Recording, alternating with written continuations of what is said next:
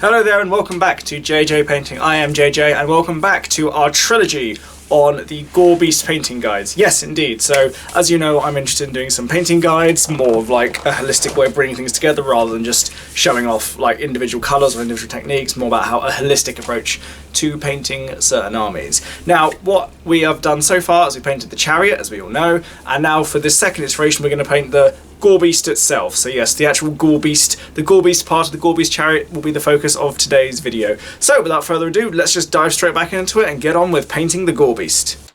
Let's do a Gorebeast, shall we? So just remind ourselves, this is what the Gorebeast looks like.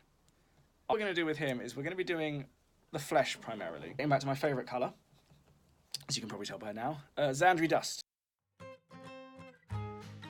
Now, I know that some of you are probably thinking, why didn't you just spray him in Xandri Dust first? And the reason for this is I sprayed him not sure what colour scheme I was going to do for him just yet. I wasn't sure what colours I wanted to do him. I was tempted to do him in a slightly darker shade, but in the end I didn't. And Xandri, thankfully, is a sturdy enough paint and a thick enough paint that 2 coats should give us a fairly solid coverage over the model. Okay, so what we're going to do now is we're going to come back to our beast, our Gorebeast, once this is all dried. His flesh anyway. But what we're going to do next is we're going to do the metallics and just get some base coats on here, here, here, and around here. So what I'm going to do is I'm going to do throw a few different metallic shades down, a few different colours down, so you will see some of like the dirtier brasses and the dirtier effects from the chariot that I've already used. I want to start off with the side here, the right hand side here. And the first thing we're going to do on that right side is we're going to start off with Lead Belcher.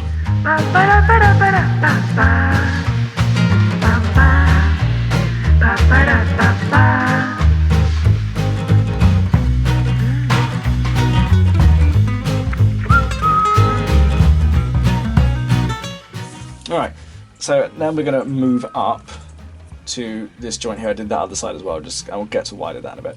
So we're going to do this top one here, and we're also going to do the chest as well. So the shoulders I'm thinking of doing as more of a brass colour. So I had a paint out, yes, this relatively newcomer, but it's not really a newcomer, of Rune Lord Brass.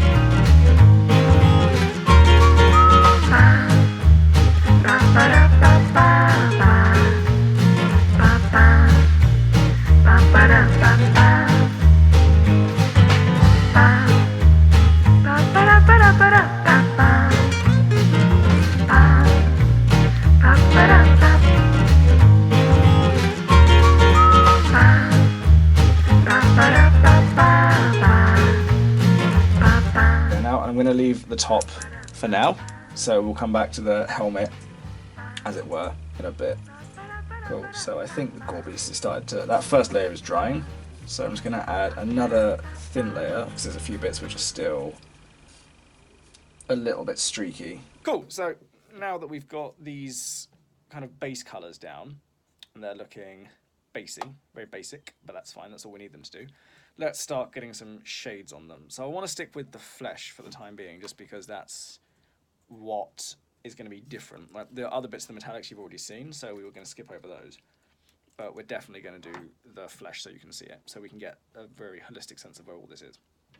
So let's start with Anthonian Camo shade on this model, and we're just going to start off by running it into all the little recesses.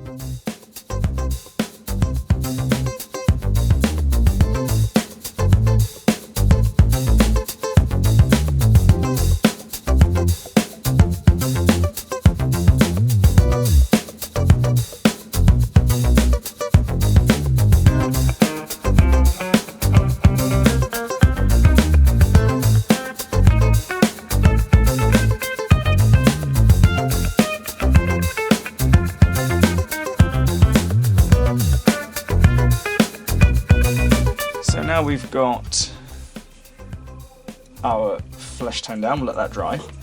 We're going to go back to our metallics.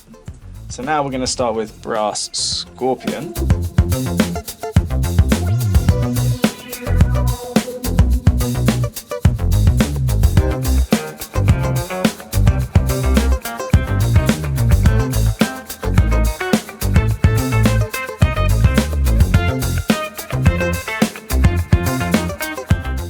getting back now to the here and here, what we're going to do is we're going to do what we did before, but we're not going to do it in quite the same manner. So we're going to start with Nuln Oil, paint that at the top quite thickly.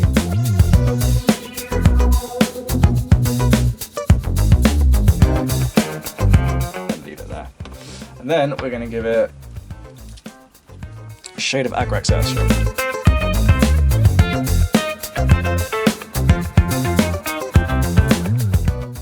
Okay, so we've so far done a fair bit on our, what's it called? That's it, so our Gorebeast is coming along quite nicely now. We've made quite a bit of good progress so far, so this is where he is at the moment. So what we're going to be doing to start with at this next stage is I'm going to just talk through everything that's going to happen next, and then we'll get to it as we go. So the first thing is we're going to start with our pauldrons here on the Gorebeast. Get a bit closer. There you go. So the pauldrons on the Gorebeast here and here. So we're going to start off giving them a Reichland Flesh Shade wash, highlight them with Stormhost Silver, and then some more Sotek Green corrosion effect, and maybe a little bit of tidying up here and there. And then obviously we're going to continue with these sections down here, which are going to be dirtied down a bit further, and then they're going to be rusted up. And then we're going to be moving on to the flesh on the rest of this beast here, where we'll be using Oghren Camo and Screaming Skull to continue the highlights on the flesh, and then we're going to start picking out all the little lesions on his back with probably a mix of Avalanche Sunset and maybe some Caribou Crimson, just to make it look a bit more infected, as it were. So let's crack on with it, shall we?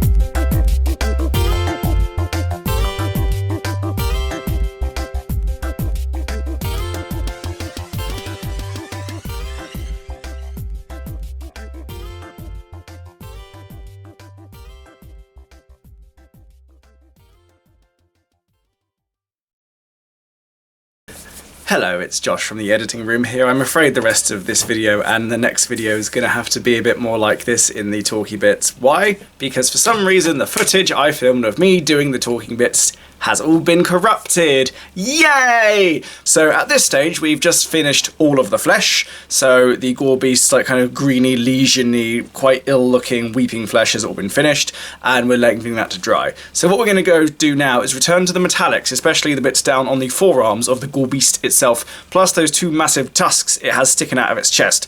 So for that bit, we're going to stick to our normal bone colours for the tusks, so lots of Xandri dust, as always, because I love my Xandri dust. Xandri dust with a bit of Ushabti bone and Screaming Skull as a highlight, and then for Gorebeast's van braces, we're going to be giving it a highlight of Stormhost Silver, and then going back to our rusting colours that we were using before, so that's the Rhinox Hide, the Corn Red, and the Trollslayer Orange, building that up to get that colour on the flat metal panelling. And then for the trims on the van braces, we're going to be using Balthazar Gold, Reichland Fleshshade, Sycorax Bronze, and Stormhost Silver, just as we did for the body of the chariot. So there is some continuity between something on the Gorebeast and something on the chariot, so they are a bit more connected, and there is some crossing in the colour scheme overall. And just to go back to what I said at the beginning of like bringing all the different colours together, this is one of those times where we are going to start seeing things that are used in one area, used on another, just so that we can tie it all together a bit more neatly than we otherwise would.